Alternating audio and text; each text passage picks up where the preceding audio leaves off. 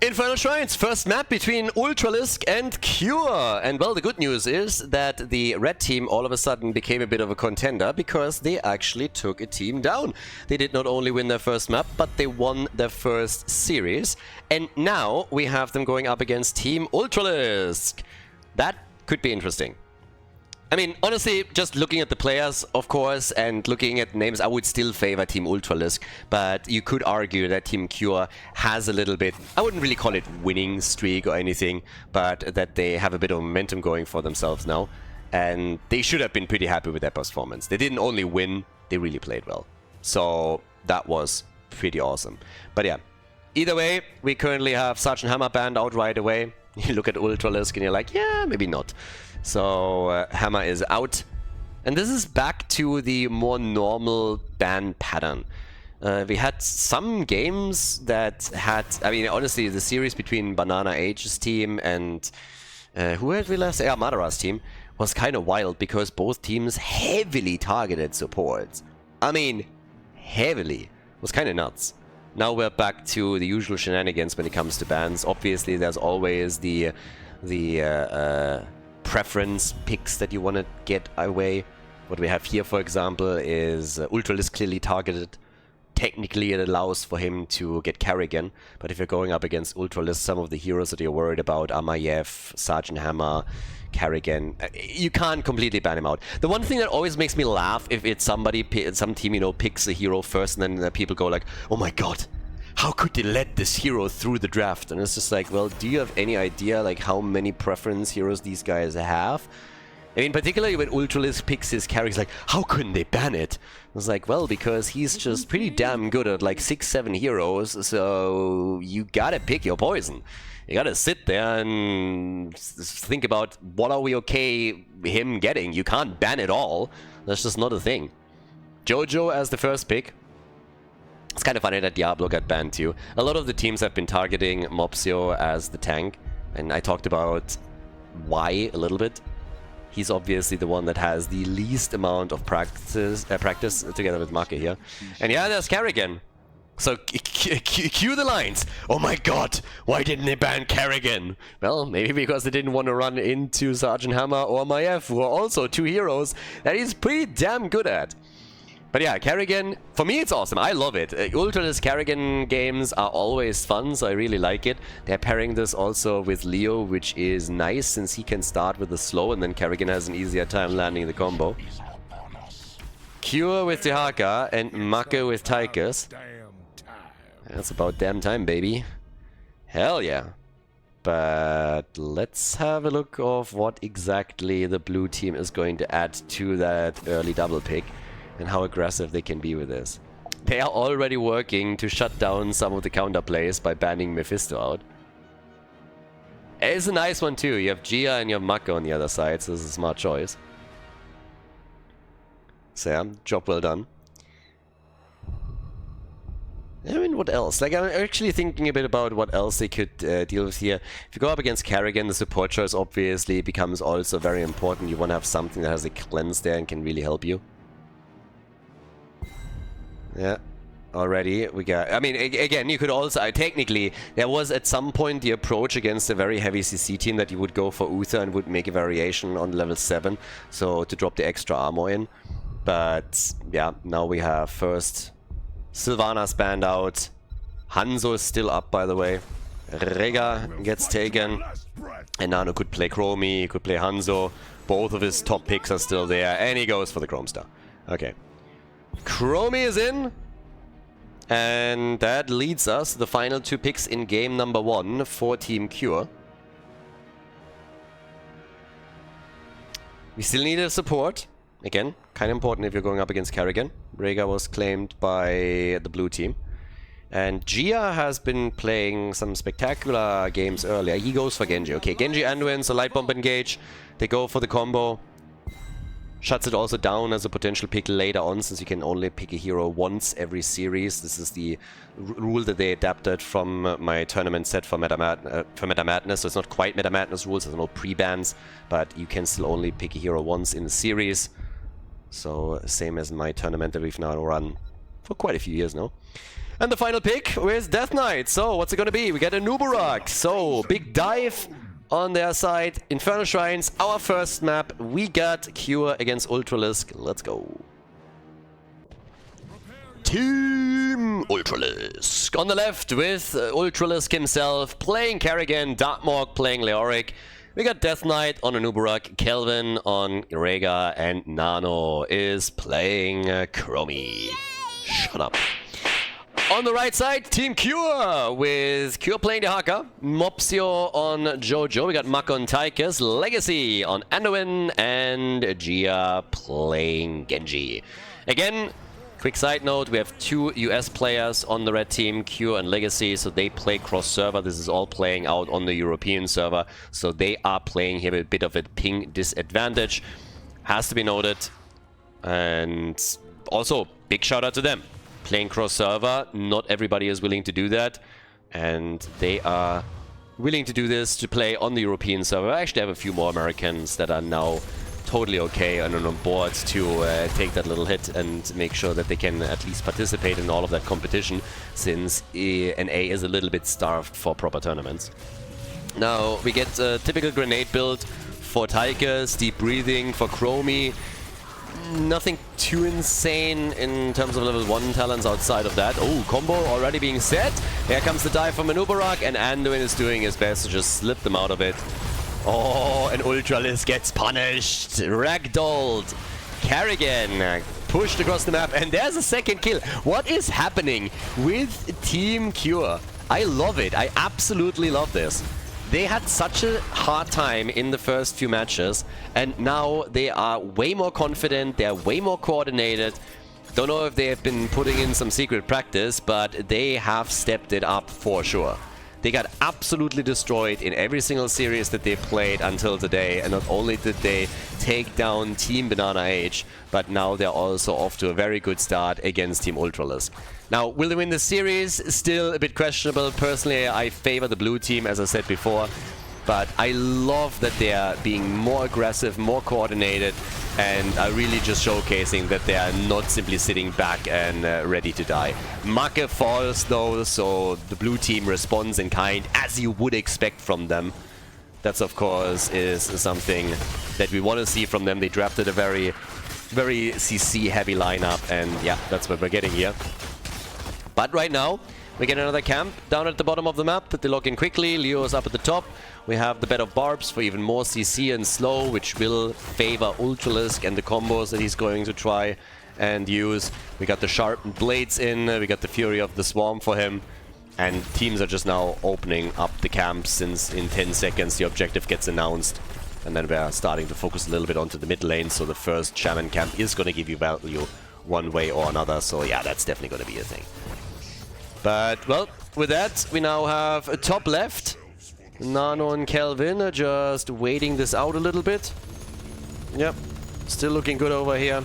Objective is announced, and it's time to battle for the Arcane Punisher that is gonna get dropped here. So, I'm curious to see what they can do with this. With that, we now have Leo also still playing this out topside just a little bit, trying to also, of course, have a bit of an impact when it comes down to the Shaman camp. Both of the teams are actually using a lot of resources to make sure that it doesn't get too much damage done here. So, yeah, nobody is really going for the Shrine. Only Chromie is there, and she's already moving top. The Haka is the one to try and take over. It's also a quest for level 7, and in comes the kill! Gia! He's been spicing it up in the previous match, but now he's doing it again.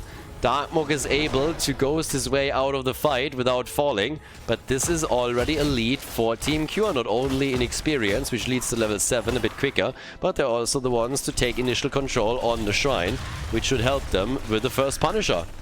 I like it. I really like it a lot. So that is pretty awesome what they can do here. I mean, right now, what we're getting is a big fight over the objective with a 20-stack lead for Team Kure. The red team still fighting for it, so Ultralisk has not given up on it yet and is trying to use these choke points for stuns, and Make dashes out between them. Neither hit by Nubarak nor by Kerrigan. Mopsio still at the front, Darkmorg about to fall. Buys by some time, dies eventually, And now they have to abandon the approach into the middle. I like it.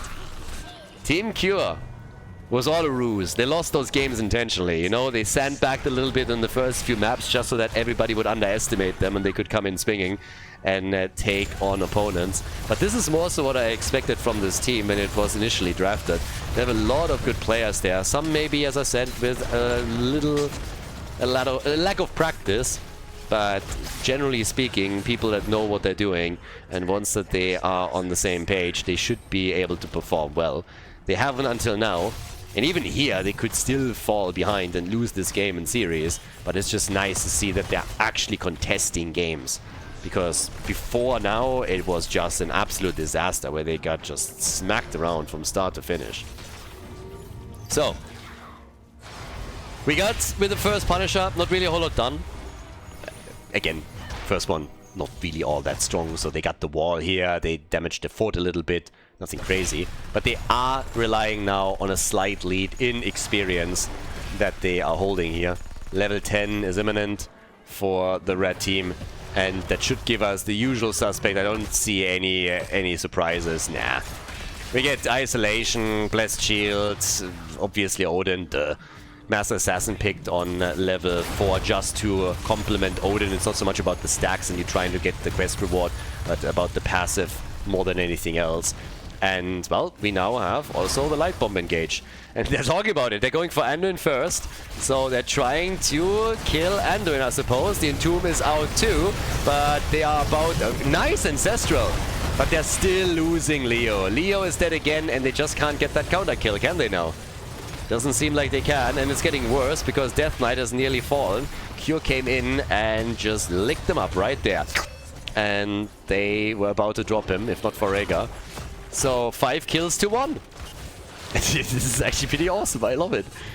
Team Kure is all of a sudden doing insane work. They're doing such a good job coordinating this. But then again, game is far from being over, and the next objective is probably going to tell us more than anything else will.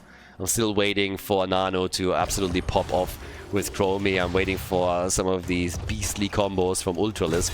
He has been able to land 1 or 2 thus far, but not enough to really put a dent into the armor of Team Kure. So, Darkmog at the top with all of that AoE, trying to push the lane out. It's always that counterplay. You got the Haka against the Leoric all the time. Now we have another quick play being made on the left side. Each team is doing the exact same thing again, since the objective is spawning in bot side.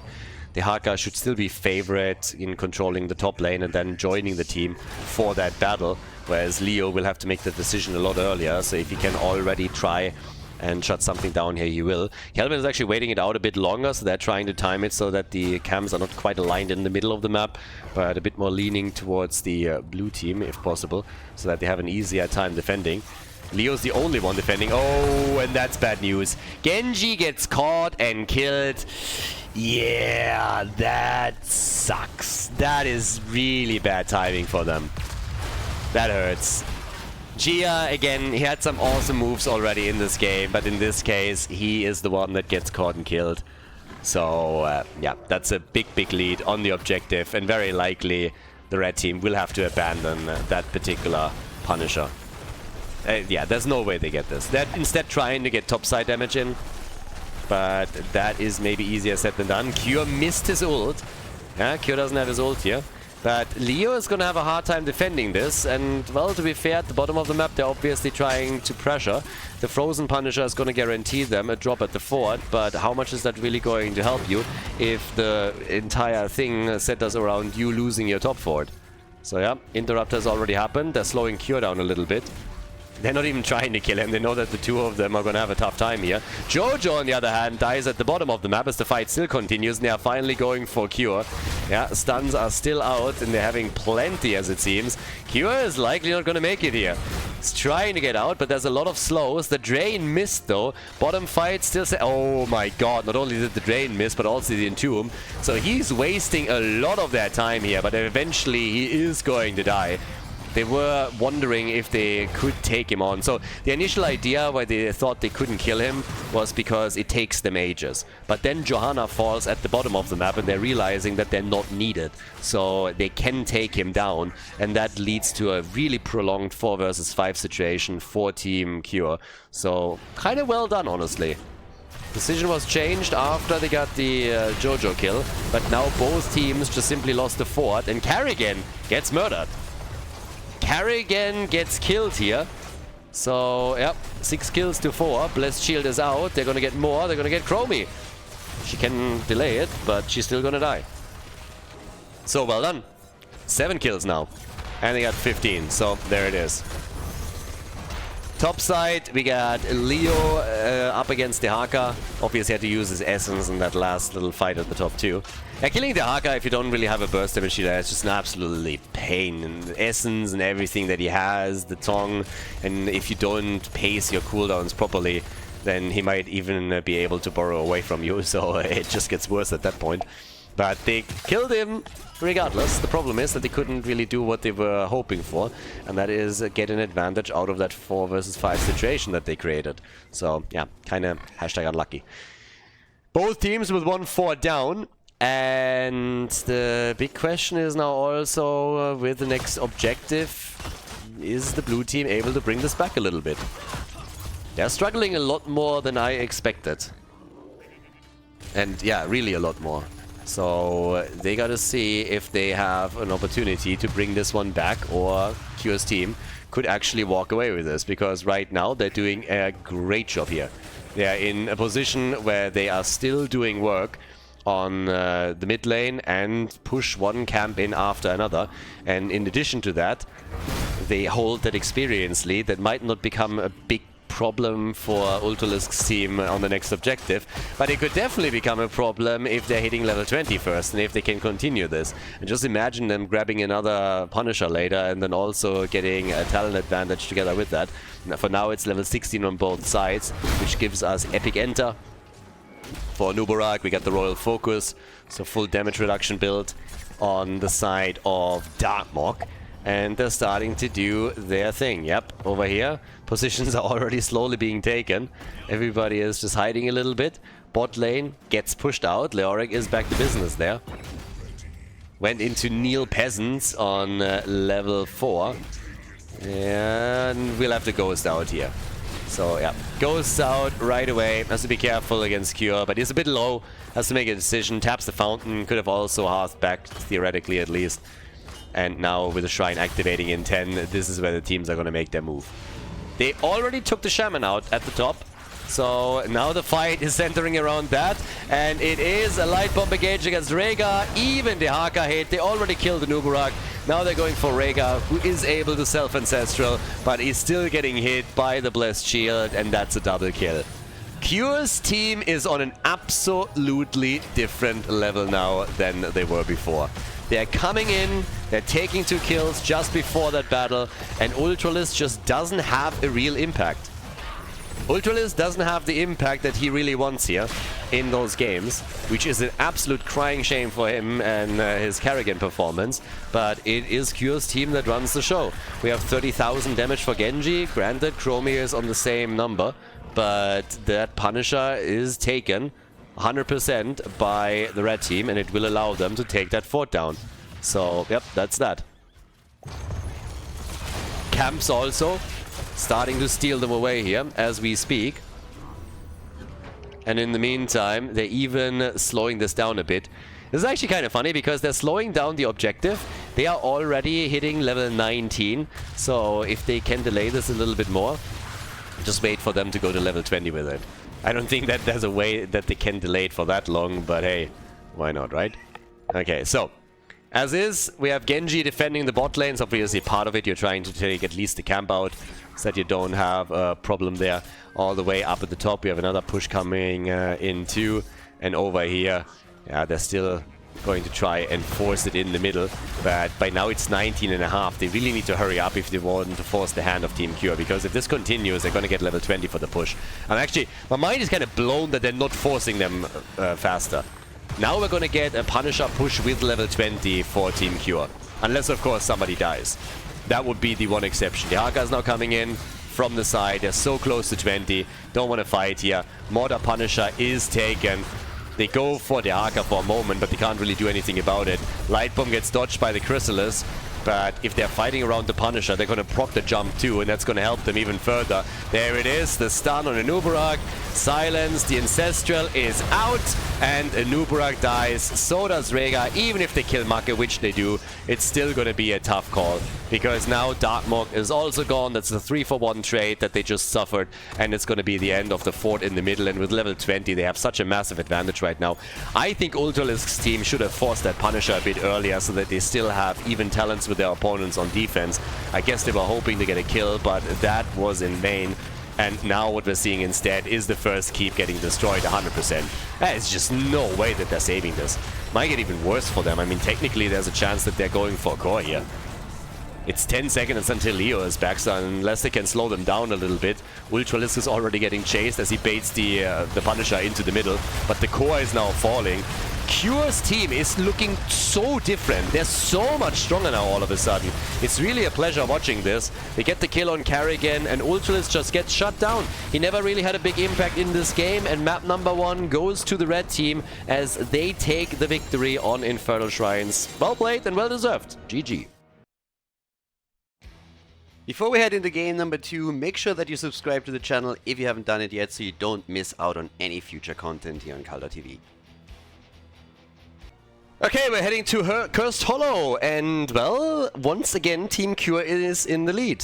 Guys, I don't really know what's going on here, but that team looks like they are on a completely different level. So, I'm impressed. The coordination is all of a sudden there. Team looks much better than they did before. I guess the training worked out for them, always assuming that they did some secret scrims. Now, Ultralisk can't be happy with this. I mean, look at that lineup.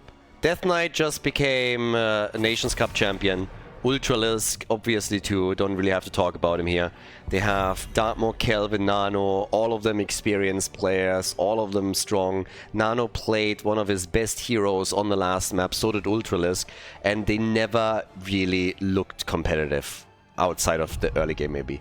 So that's not something where they can just look at it and be like, yeah, it's fine. So right now, the question is really, first and foremost, what's happening around the picks, because, again, you can only pick a hero once within the series. Carrigan is therefore gone. Maiev has just been banned. Hanzo will likely be taken by either Team Kure or they ban it so that Nano doesn't get it, which still allows, of course, Nano to play one of his mages, but they can heavily target now some of those picks that everybody is scared of when they're thinking about the players on the blue team. So, really a little bit tricky. Now, what somebody in chat mentioned a bit earlier is that it might also have to do with Legacy a bit. Apparently, he was traveling over the last couple of weeks, so I assume that he either played with a laptop or generally in an environment that he wasn't really familiar with. But that might help, so he's now at home, and this is probably going to help the team. But I think it's a lot more than that, simply because it wasn't only Legacy having some trouble, it was the entire team just not working together, and that has definitely changed. Now, Blaze is in as the first pick for Darkmok. Cursed Hollow, obviously, also a map where we could see some globals again. There's also a chance for a few curveballs. We saw a Vikings game earlier here. Mirrodin and Brightwing, that's what we're starting off with. Yeah. Mirrodin, definitely a good hero from Opsio. Legacy loves to play Brightwing, so great start for them into the draft, as is already. Sergeant Hammer is, by the way, still up. But they go, okay, they go for Medivh and they go for Stukov.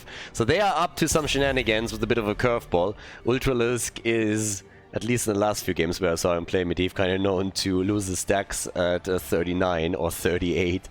So let's see what they can do right now. I am very intrigued by the results that we are getting from Team Kure.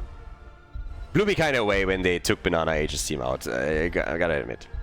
It was well done. So right now, what we get is Sergeant Hammer, again banned, so they take her out.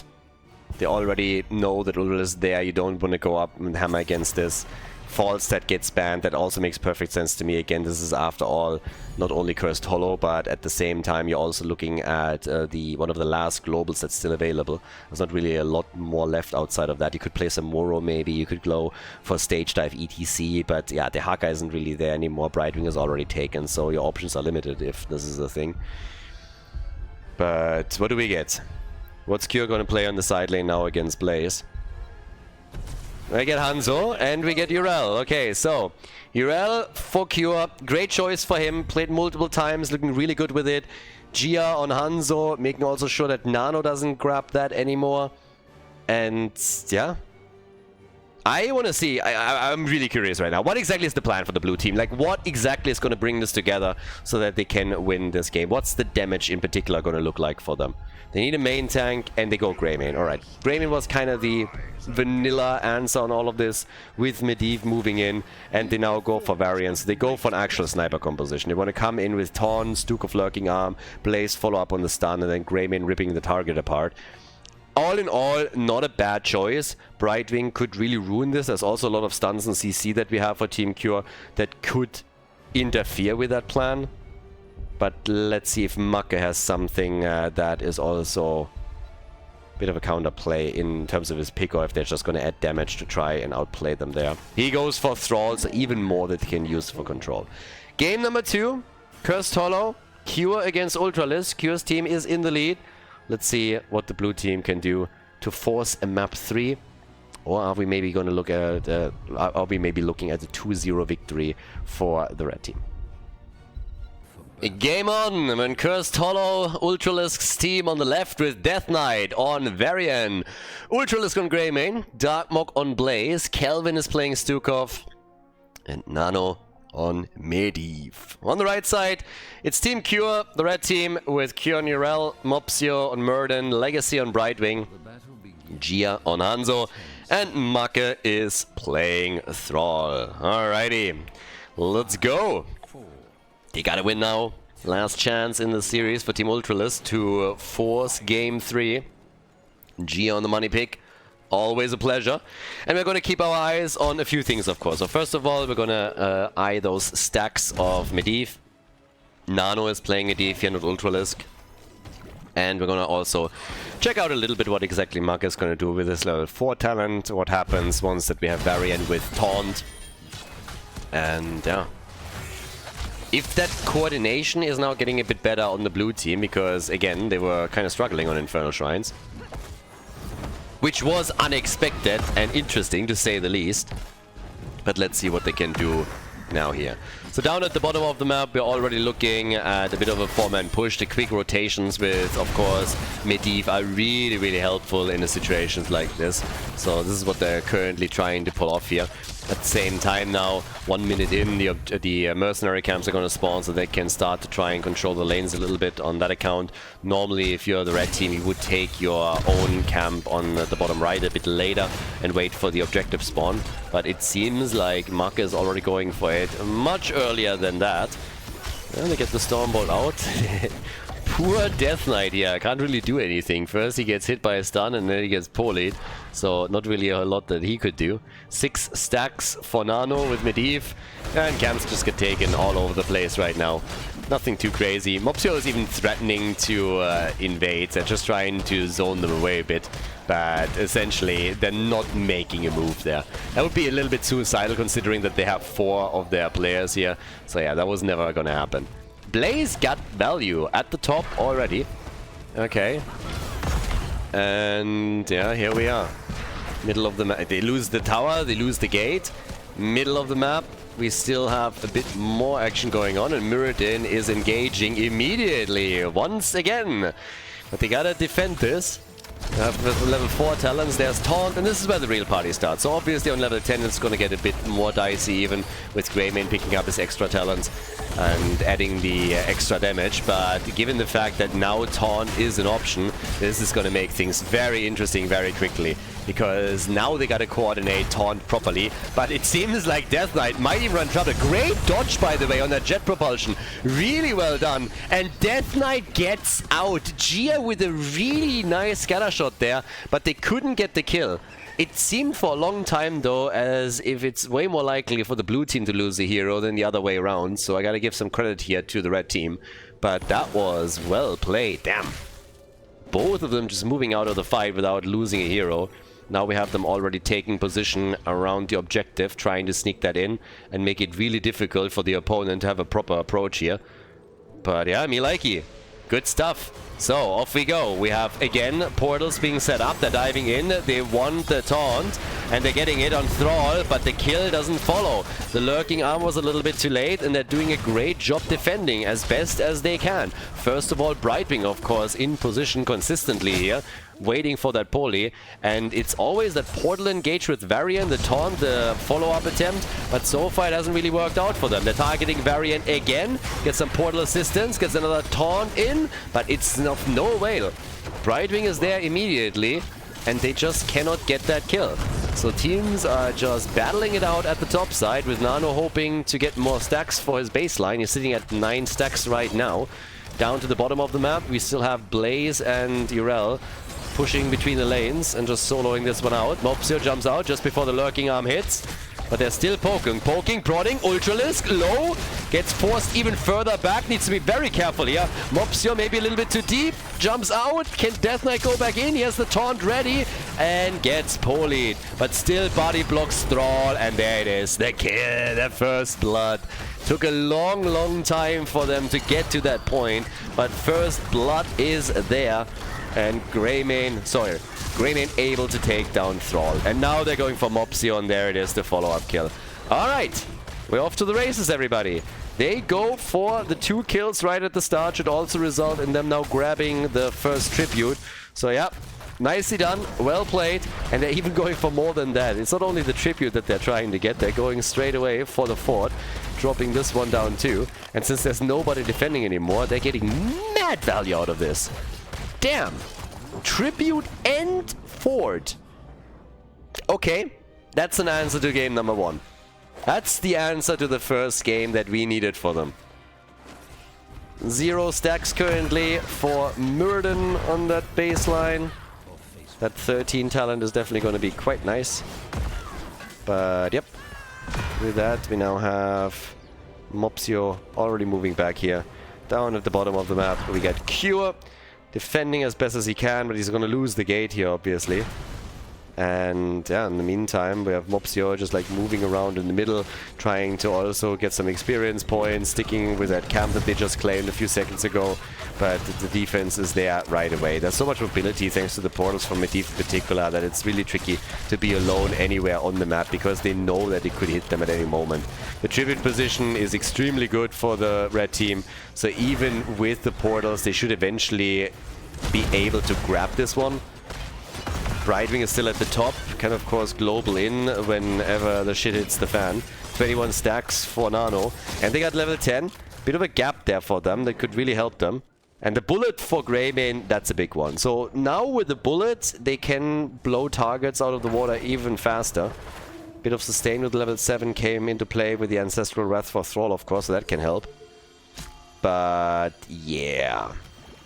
Blaze is already down at the bottom of the map. Losing that top fort was a bit of an issue. And then we're getting Sundering. So Sundering can destroy some of those coordinated plays, and it adds an additional stun that they can now also use. They're already going for Death Knight. Leyline is out. Okay. Zoning them further. There is still a camp at the top that is doing damage. Good arrow. Really nice arrow. Good Sundering too. And they get the kill, and all of the stacks are reset on Medivh. Well done.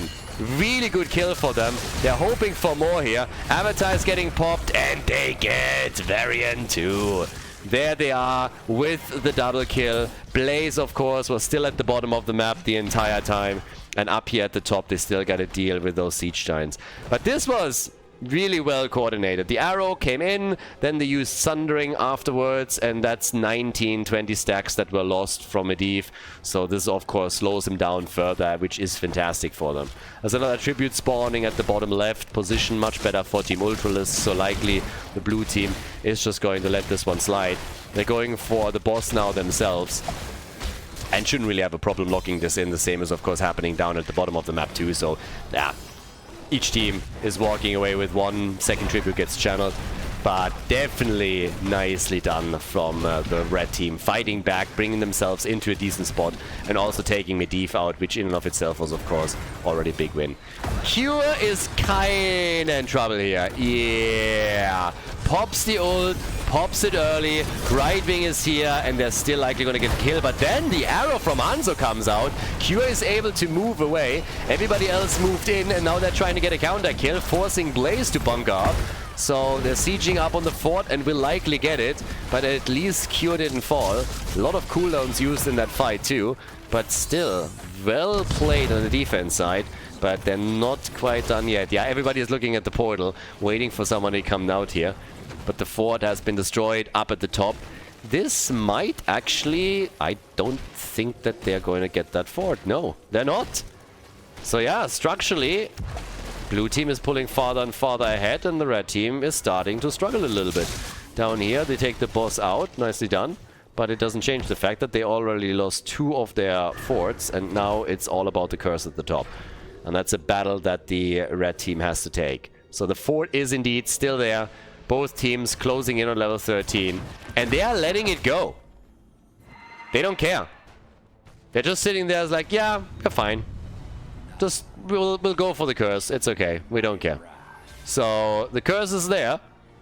And now they're just... Ooh, it's a trap. Yeah, it's a bit of a trap. They want to go for Stukov. Oh, they didn't see him. Now they're going for Varian. They didn't see him initially, but they definitely had a chance. Yeah, I totally love how they are isolating him in here. The ley line ruins it, but that was actually pretty well done. That was a cool idea that they had, and they used a lot of cooldowns for it. If not for Medivh, that would have been a kill. They deal with the top lane now. That forces their resources away. Urel gets caught mid-jump by the stun. Catapult is already being pushed out, and they're defending in the middle as best as they can.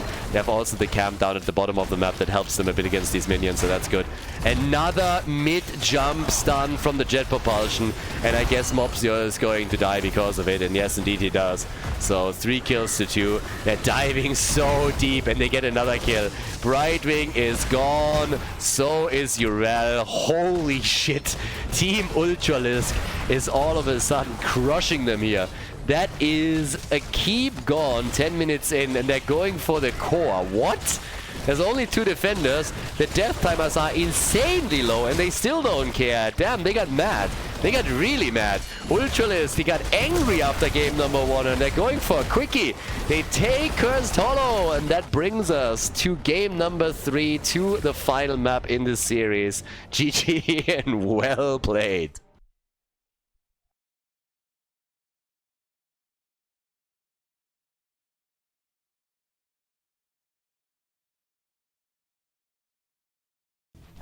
Game number 3, Garden of Terror. They went for a bit of a quickie there on Cursed Hollow, 10-minute game, so Ultralisk and his boys got apparently mad after map number 1.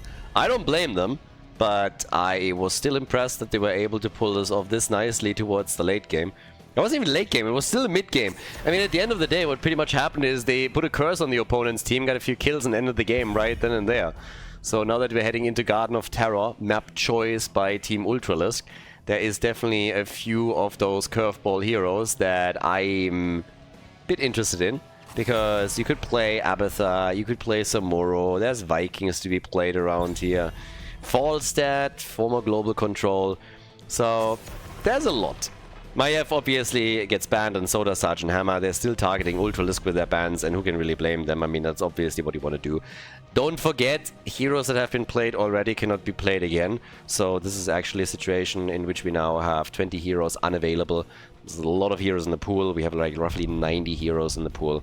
Therefore, there's no problem with any role or anything like that. But, yeah.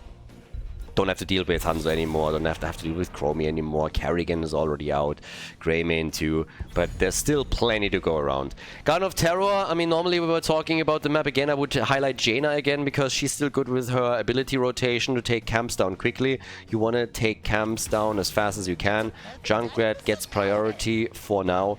I would assume that Sonya on the side lane is going to make it into the draft, at least she would be a solid option. Hogger? Has Hogger been played? Wait a second. Has Hogger been played? I don't think so, right? If Hogger hasn't been played and is still available, then how the hell did Junkrat get picked over Hogger? I must have a brain fart here. Tyrael and Kerosene, there's absolutely no way that Hogger is still available and still out there. I think Hogger must have been played on Infernal Shrines. A lot of games in a row today, so yeah, sometimes it's a little bit tricky to really think, okay, which one has been played where. I'm still not quite sure. Anyways, we get Tyrael, we have Kerosene, so already... Where are they coming with this? Normally I would have said this is looking a little bit like a Greymane draft. There's still Tracer up, by the way. So Tracer is still a potential pick, just to name one. Genji has been played with the Light Bomb engage previously. Lucio is now chosen. So that Lucio made it through the draft is also interesting. Imperius as the main tank doesn't shock me too much. If they go triple front line, even less. But yeah, they get rid of Zeratul, okay. That could have been a problem too, fair enough. But I'm really curious what's getting played now with Tyrael over there. Normally when you're going Tyrael, you're looking at Sanctification and you want to have a hero that you can really empower with that. Oftentimes that is, for example, Greymane. So you want to dive, and they already have Kerosene, so that leads even more to that conclusion. I kind of expected that we might see maybe even a Stitches pick, but currently the way that this is going, this is not the case. So yeah. And there's Abathur. Okay, so Abathur together with Tyrael and with Kerosene. Alright. Yeah, color me intrigued here. Abathur getting banned, they're already expecting that something weird is coming their way. And they are just thinking about everything that could annoy them the most and are getting rid of it as quickly as they can. So, off we go. Show your cards, boys. Illidan! I should have known. With Darkmog on the team, I should have known. Of course it's gonna be Illidan. Nice, I like it. Jaina taken. I called her early. Would have been very surprised to not see her drafted for Garden of Terror, given that a lot of the other damage dealers are already out. But I should have called Illidan here. It's Darkmog after all. So yeah, shame on me for not immediately thinking about the blind boy. And this could be very fun. Sonya, again, she was also called and now picked, and we have Li Ming together with that. So guys, this is starting to look spicy. Garden of Terror, the draft ready for Team Kure. Team Ultralisk, they need a final pick here for Ultralisk himself. And let's see what it's going to be. Illidan alone is already fantastic.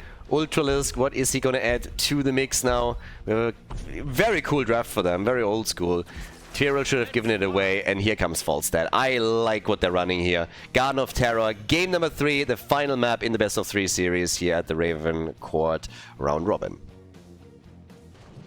And off we go! We got Darkmog on Illidan for the final map. We have Death Knight on Tyrael, Ultralisk on Falstad, Nano on Jaina, and Kelvin on Kerosene. Now with this draft, they could actually go into Judgment plus Hunt. Just saying. So it doesn't necessarily have to be Sanctification. It's still a fantastic choice if they want to go down that path, but I'm just saying there are options. Now, on the right side, we got Team Kure now, with Kure himself playing Sonya. We got Legacy on Lucio, Mopsy on Imperius, Gia on Li Ming, and Make is playing Junkrat. We're off to the races. This is it. Game number 3. Which team is able to pull it off here? Which team is going to walk away with the series and improve their standing for the RavenCourt round robin, the current phase of the tournament here? I am definitely game for a good match, particularly since we have Illidan, an absolute favorite of mine. It's kind of a shame that we don't see him all that much anymore these days, but he is always fun. And actually we see him here on level 1 with the unending hatred, so Darkmork is going to try and get, as the game continues, more and more damage in on those auto attacks and see what he can pull off with that. With all of this going on right now, we're already having some quick moves by Legacy. And Nano pausing the game. Maybe they're having some trouble here. All the way up at the top. Doesn't really seem like... Oh, actually, Ultralisk dropped. Ultralisk! Okay, so seems like our birdie has exited the game. Hopefully he can come back in pretty quickly. I mean, can you guys remember the days when Ultralisk had always these really shitty internet connection because he lives out in bumfuck nowhere somewhere and couldn't get proper internet? It was always an utter disaster. Fun fact, it was actually Mopsio that, to my knowledge, helped him a lot. So Mopsio himself had massive problems in Poland with his provider and went through an entire rigmarole of providing them with data and convincing them, proving to them that the problem was not he himself and his setup, but actually the data that came through from the provider. And to my knowledge, he did the same to help out Ultralisk and make sure that Ultralisk could call the support and really point them towards the problem and say, like, listen guys, this is on your end, you need to fix this. This is not something that gets caused by me. So yep, there were really massive discussions back then where Mopsio was helping him out. That's a pretty sweet steal here too. So they are stealing the camp away. Nicely done. Yeah, and I kind of like what's already happening. So even in game number 3, they are okay to be aggressive. They are okay to just go deep, steal some camps away, take a few risks here too. And already level 4 is now up. We currently have the extra talent for them and they're just bodying that wall. Absolutely going through it. At the same time, down at the bottom of the map, we currently have Illidan doing his thing, still very much solo, is able therefore also to get himself some stacks together. Kill for a kill up here at the top, not only does Imperius fall, but also Teriel. So all still good, they're just exchanging blows right now. And down to the bottom of the map, Darkmork, Marker, they're fighting it out here still. Illidan is sitting at 5 stacks on level 1 as we speak. But the first seed is now about to spawn, and Darkmork still hasn't really made a choice yet. I mean, if I'm not mistaken, one of the things that he always went for is the Battered Assault combo, so let's see if he is going to get this one once again, or if he's changing his own build a little bit.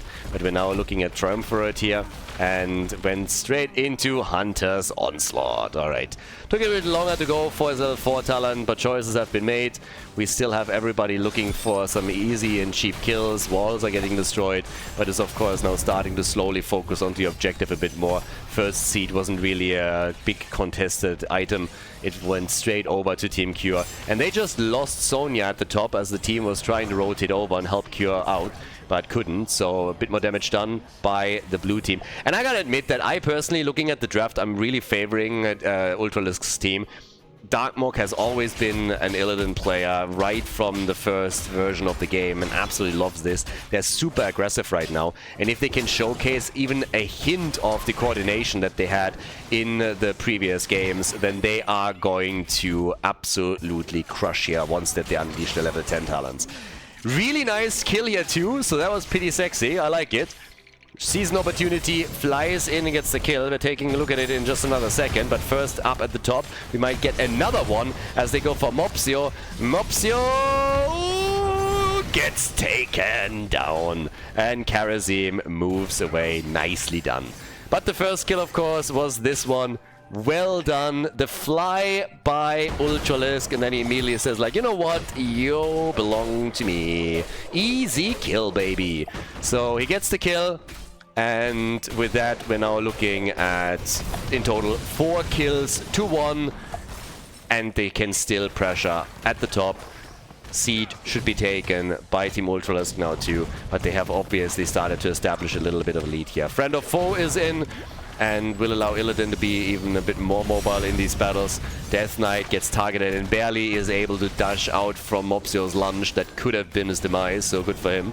The build on Tyrael is already indicating that he is actually going for Judgment, so we're seeing that damage build that Nick in particular has popularized just like a while ago, pretty much, I want to say a year ago.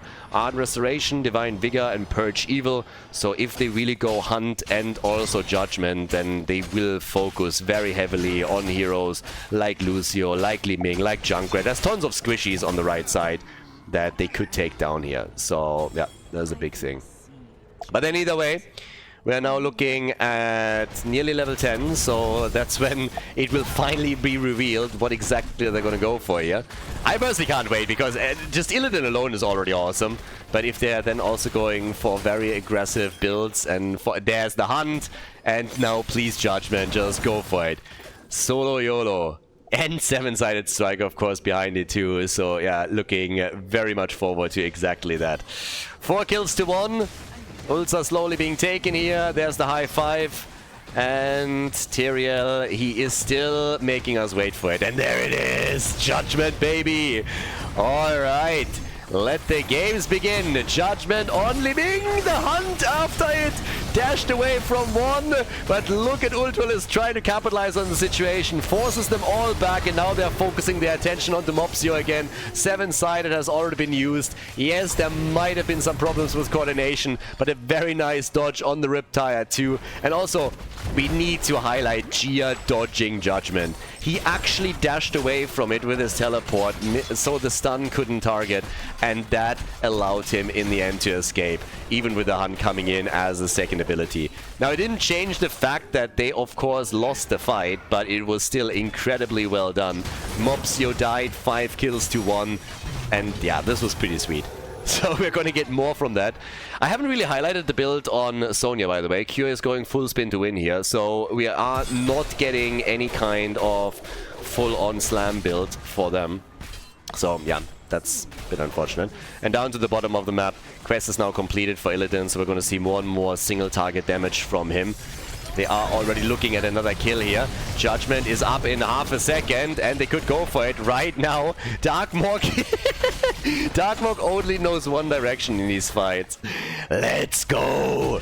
YOLO! Everybody else was retreating. It was like, yeah, we don't want to fight underneath the fort. Darkmork is like, you guys, you just don't have any balls. Let's go straight away. And honestly, it's just fun to see him go. Back in the day, it was always a bit of a problem because a lot of teams they couldn't really play properly with Darkmork because he was always so aggressive. And then he finally found a healer, I believe in Splendor the first time, that was able to keep him alive and really cater to his aggressive playstyle. And all of a sudden, they had massive success with that. So yeah, that was pretty sweet. But yeah, either way, now we're having 2 seeds for each team, so the next one is going to decide which one gets the first set of Garden Terrors. Obviously, in experience, they're still very much identical, but there is a big gap in kills, and this is what could eventually become a problem. Hero damage on Illidan, only at 5,000. Again, he's been playing side lane most of the time, which you can also see from his siege damage alone, given the fact that he doesn't really have a whole lot of AoE to his name and definitely falls short of false abilities in that category. That's obviously a pretty decent number. But the more he stacks, the better. It's the late game that you're really interested in. And single target damage, of course, he is more so the guy that just leeches up to a hero and just go for it. Once forts are gone, Illidan is happy. Distance to safety, as it gets increased, he can shine.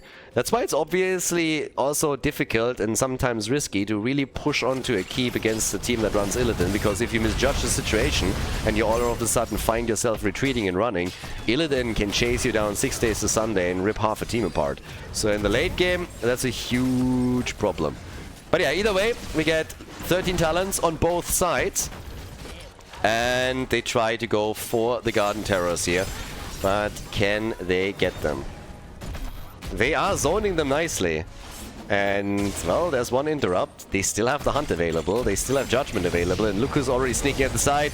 There's the Hunt! They're going in. And there is Judgment. But, ooh, they misplayed it a little bit with Gust and Judgment used at the same time. The synergy just wasn't there. So Jaina is down. Imperius has also fallen. Illidan is just going straight for it. But it is instead Kharazim that dies next. Well taken out by the Riptire, and of course now they're looking at only 3 survivors here, so that makes things a little bit more difficult for them, and they have to retreat quickly. Likely gonna end up facing off against the Garden Terrors. It is a bit bonkers, to be honest, because they are messing up their ults a bit. They're not coordinating it as well as they should, and they're having some real trouble making Judgment and Hunt work. And it seems like some of these Gusts and 7-sided strikes are also not coordinated the way that they should. Still able to interrupt, by the way. Still able to pull this off, but I guess now it's going to be now it's going to be the objective for Team Kure. I mean, big. Honestly, big. This is the moment where they can eventually, well, maybe they can get the lead here. Take some of the structures down, particularly if they're also able to get a kill. They're going again for Nano, and Jaina gets popped. Absolutely popped. The 7-sided strike over here on the left also did very little. At the top, a fort will fall 100%. At the bottom of the map, they're chasing them hard, trying to get even more done. But Lucio, yeah, in Germany we would say dumm gelaufen. Definitely the wrong path for him, so he walked straight into Illidan and Tyrael, and the two of them just said, thank you very much, got the free kill, and are now focusing on defense a little bit more than anything else. So now what we're seeing at the top is one fort destroyed, at the bottom that has also happened. So structurally, it is a significant lead now for Team Kure. Definitely doing a great job on this. But I want to see some more kills with that particular aggressor comp that they're running. And Illidan, he is, of course, now with level 16, also going to get a lot more dangerous thanks to the Blades of Azeroth. We're having the Cleansing Touch. That is going to be huge, potentially, considering that Mopsio at the front with Imperius is trying to get these stuns in consistently. There's not a whole lot of CC that is being run by Team Kure, but the one that they have can be fairly annoying. And they're going to try and shut that down as best they can with Kharazim and all of that anti-push that they have right now. So far so good. We, for the time being, have 16 on both sides. Tyrael down at the bottom of the map. As usual in Garden of Terror, you're focusing also heavily, of course, on those mercenary camps. That's where Sonya comes into play too. But yeah, down here we're getting another wave pushed out, and they're gonna trade forts. Bottom fort gets destroyed. Red team realizes, well, they can't get there in time to defend it, so you know what? Instead, we're just moving into the middle, and we're not gonna take this one out too. Meaning, all the forts are now gone. Now, distance to safety, as I talked about it earlier, has now been significantly increased if Team Kure pushes into the left team side, so something to consider. And we are also still talking about an opportunity for the red team, sorry, for the blue team, to get their own set of Garden Terrors. Honestly, if they get them, then the bottom keep might even be in trouble. So it's all about the team fight up here towards the top left now. And who gets it? I mean, right now it's looking very, very good for the blue team, considering that they still have that push at the bot lane. So no matter what, they're going to get some value here. If they have to give up this one seed, it's not going to be the worst case scenario for them, since there's none for Team Kure at this point in time. Falstad is still pushing this at the side. They're playing around their globals. They're trying to get a lead in experience too. I mean, Darkmonk is still sitting in the middle. Is also working in some added auto attack damage with his level 1. Interrupt has happened again, and they're buying themselves a lot of time here. But Legacy is about to grab it, gets interrupted, and here comes the fight. Gust and Hunt. Again, the coordination is always a little bit awkward for them, so they push them back out. Riptire, Illidan is still alive, still made it. No problem for him, and he starts to heal himself up very quickly as they are going for the fight again, and this time the red team might just have overstepped a bit. They kill, no, they kill 2. They lose 1, but they kill 3 in total. They're all so low though. Illidan nearly cleaning things up, but the entire team got wiped. Team Kure in a great spot to take a keep at the top now. They're going for it immediately. What a blast by the red team. Blue team comes in, goes for the attack, messes up Hunt and Gust timings a little bit. But then afterwards, everybody is so low on Kure's team. I really thought Illidan could come in together with maybe Jaina and clean house. But instead, they're losing first Tyrael and then they're losing the rest of the team in short succession. So now they have an open lane at the keep, can take it down and take an even bigger advantage in this game. The keep is gone and they can still get the seed on their way out and deny therefore the objective to the opponent. So yes, nicely done.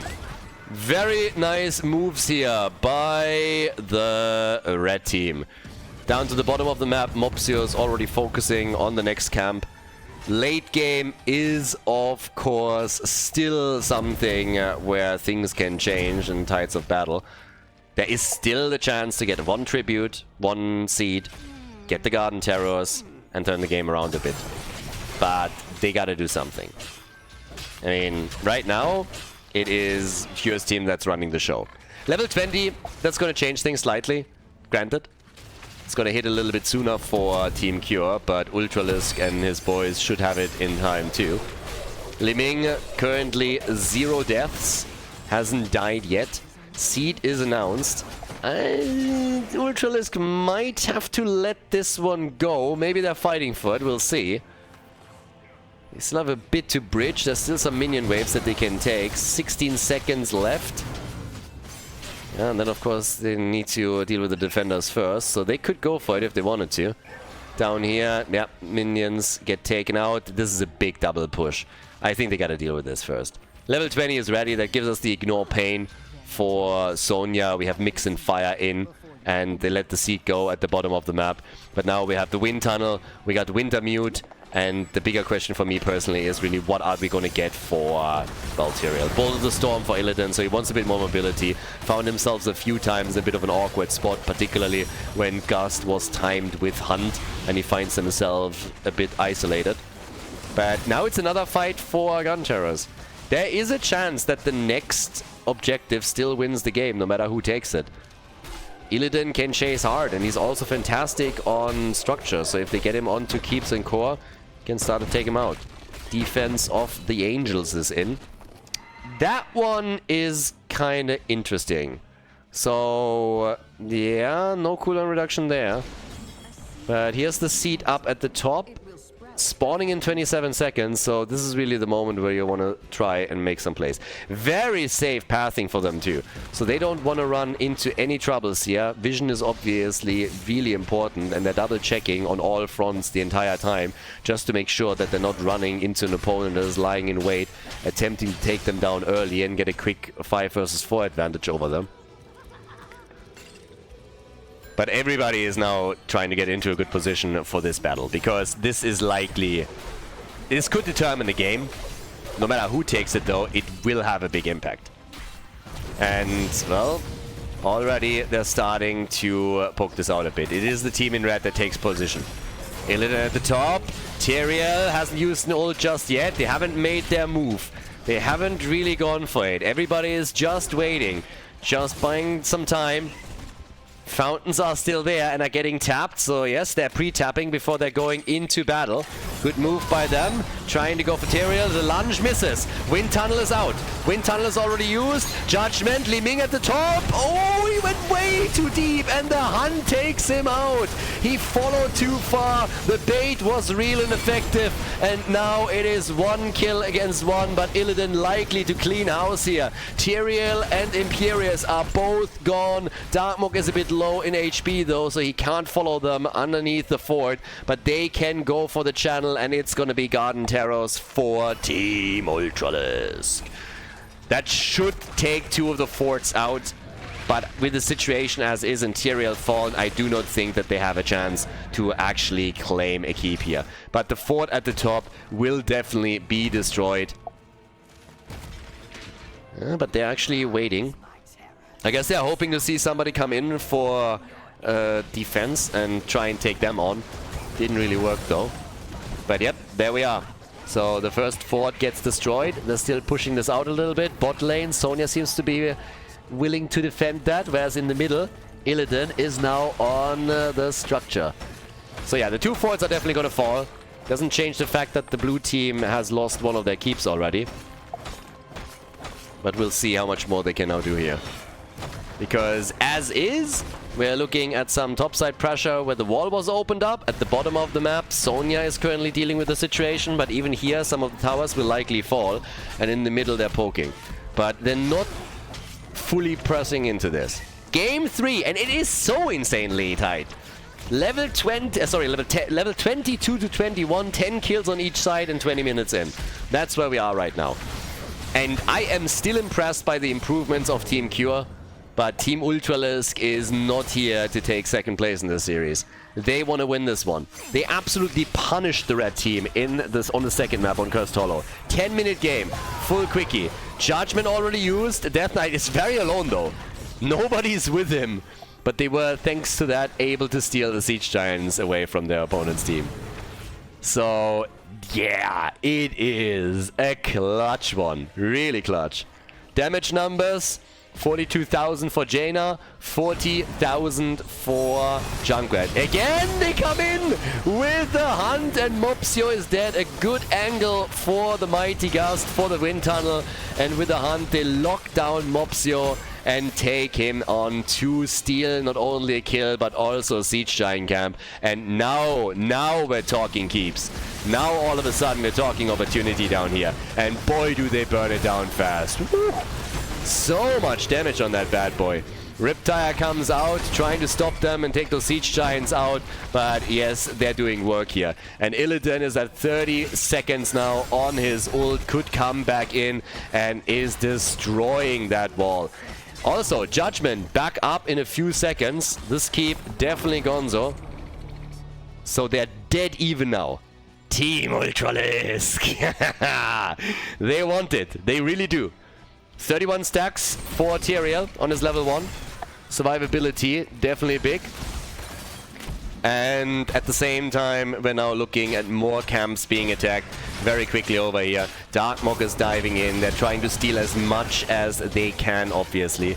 11 kills to 10. Down here, we're having also the seed up. I mean, the main reason to take this one, honestly, is because you want to deny to the red team. You don't want them to take, at the 22-minute mark, another set of Garden Terrors. You still have your own camps, of course, but it's now extremely even when we're talking about keeps on the map.